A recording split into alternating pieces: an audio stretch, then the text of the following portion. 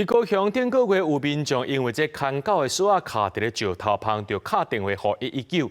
去年高雄有3000多件就打电话叫消防队代替民众做一寡无要无紧的代志，什么款披萨、炒饭等等的行为。民代认为讲明明就有消防法会当甲民众罚，不过这2年呢，却拢无针对这款乱报案的人来进行处罚，要求市政府爱强制执行。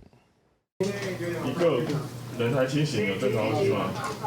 来到消防勤务中心，电话一直卡入来，消防人员逐工处理民众的报案。不过顶个月高雄就有民众报案讲有人掉伫石头，救护车到现场才发现卡掉的是牵宠物的锁啊，就机关批评讲，根据消防法36条的规定，若是民众乌白报案是会当罚钱。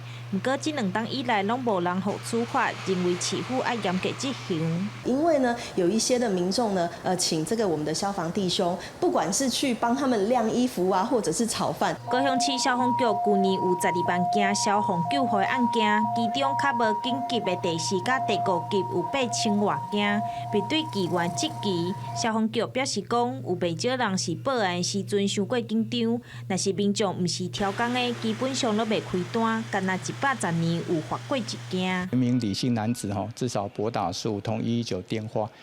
那消防人员到场后，然后他表示他没有拨打119电话或者是不需要就医，依据消防法第36条然后给予裁罚。根据消防局统计，救护车予民众乌白使用，上侪就是把救护车当作客丁车；第2就是啉酒醉民众乌白卡；第3就是指定送到较远的病院。收费的情形上济的状况就是讲。民众甲咱救护车因为免费把它当作是一个免费的交通车。高雄市有规定消防救护车收费的办法，若是有评估无紧急乌白使用，会罚1700块。消防局表示讲，收费是希望民众唔通乌白用，未来针对乌白使用的人加强处罚。